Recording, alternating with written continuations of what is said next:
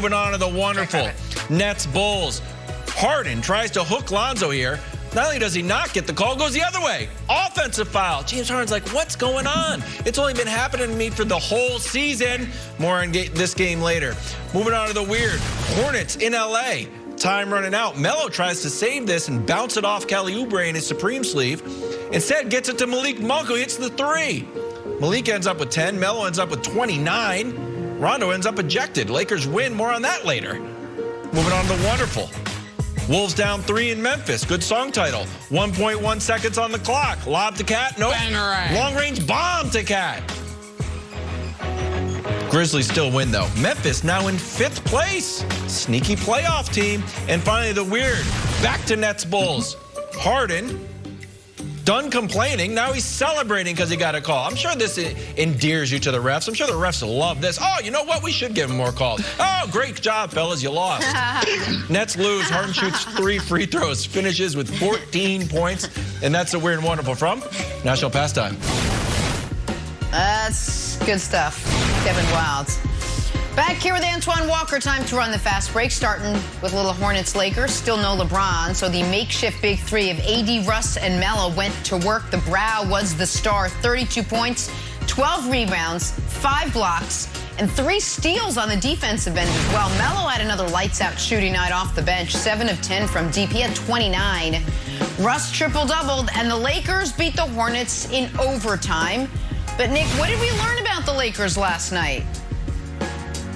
Well, they almost had, if you didn't stay up late to watch this, this was almost an egregious loss. They were up 14 in the 4th. They were up 11 with 4 minutes left, and they damn near lost. And Antoine, they really almost lost because at the very end of regulation, when AD misses the 3 tied with the game tied, Russ commits a impossibly bad foul with 1 second left. And they got away with it because the Hornets had just called timeout. So the Lakers are not good right now. They are far too Carmelo Anthony reliant, and they cannot close out games without LeBron James. I mean, they blew a lead against OKC. They blew another lead against OKC. They tried to blow a lead against the Hornets. So listen, they needed a win, and the Hornets are a decent team. So you'll take that win. Obviously, AD was excellent, but I think LeBron is going to play 60 games this regular season, would be my guess. I think that would be smart. I think they're going to be every nick and bruise. They're going to give him an extra week.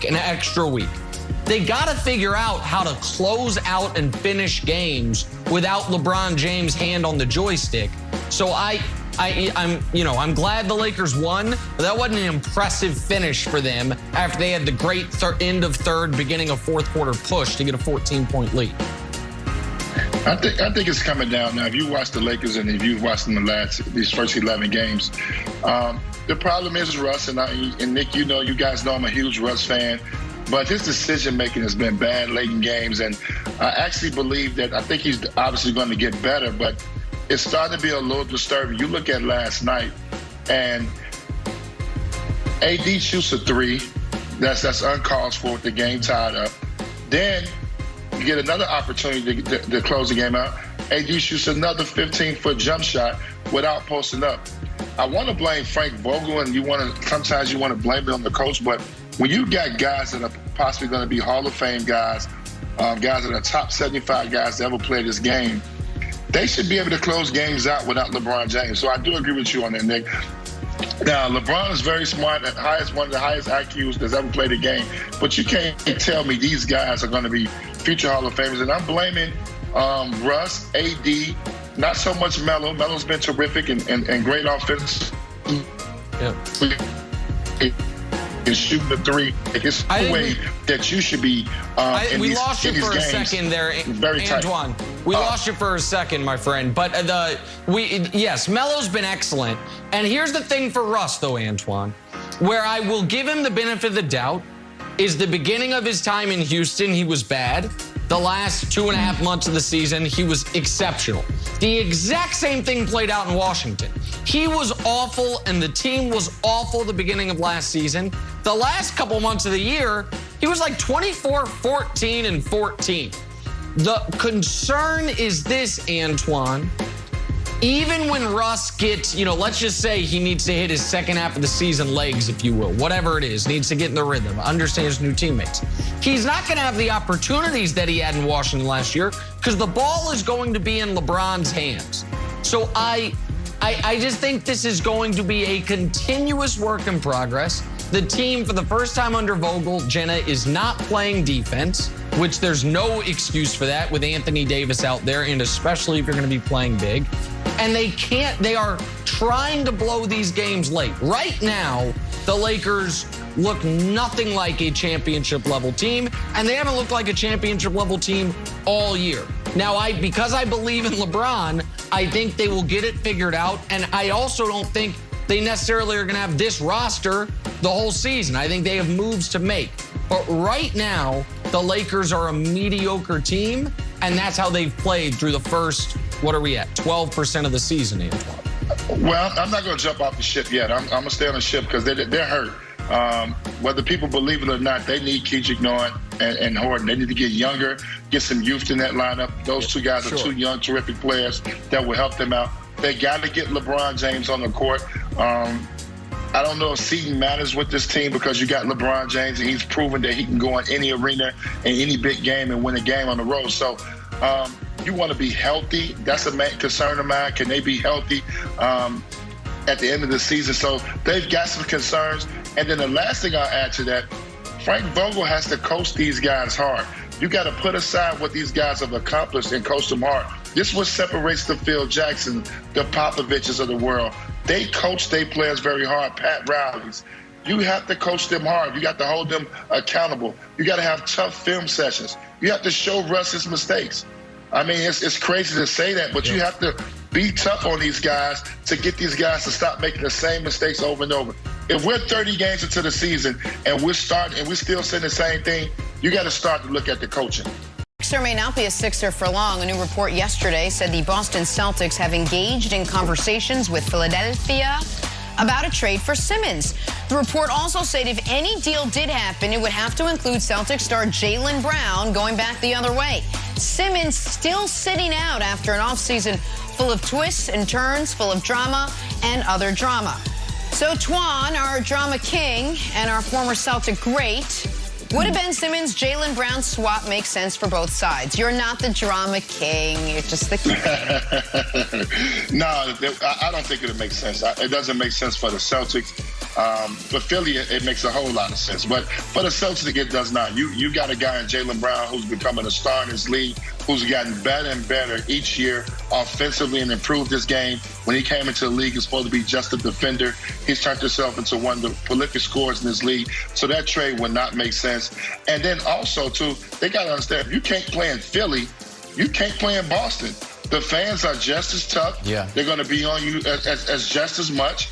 They love their team. They love their players. They want players who love the game and who want to compete. And Ben Simmons has yet to show that.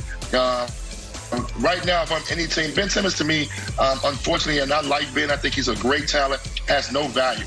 I think if I'm Philly, we got to get him back on the court and get him playing basketball in some capacity if we want to get equal value back. Right now, if I'm any team, I'm not taking a chance on Ben.